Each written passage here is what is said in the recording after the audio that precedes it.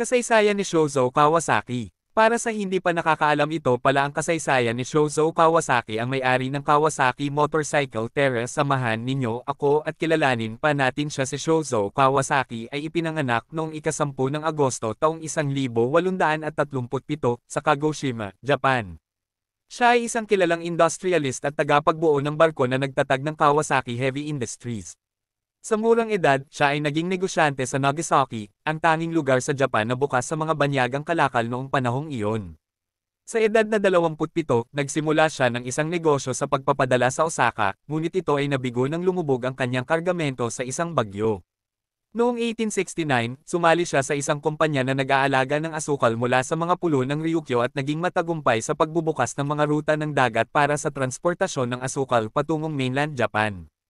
Ang kanyang karanasan sa maraming aksidente sa dagat ay nagbigay diin sa kanyang tiwala sa mga modernong barko mula sa kanluran dahil mas malalaki at mas matatag ang mga ito kumpara sa mga tradisyonal na barko ng Japan.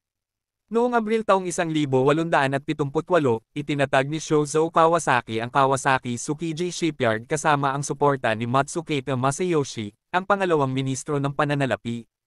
Ang shipyard na ito ay naging pangunahing hakbang para kay Kawasaki bilang tagapagbuo ng barko. Noong 1896, ang kumpanya ay naging Kawasaki Dockyard Co., Limited, at patuloy na lumago ang negosyo nito hindi lamang sa paggawa ng mga barko kundi pati na rin sa iba pang industriya tulad ng riles at aerospace. Si Shozo Kawasaki ay namatay noong ika-2 ng Desyembre taong 1912, ngunit ang kanyang pamana bilang tagapagtatag ng isang malaking korporasyon ay nananatiling mahalaga hanggang ngayon.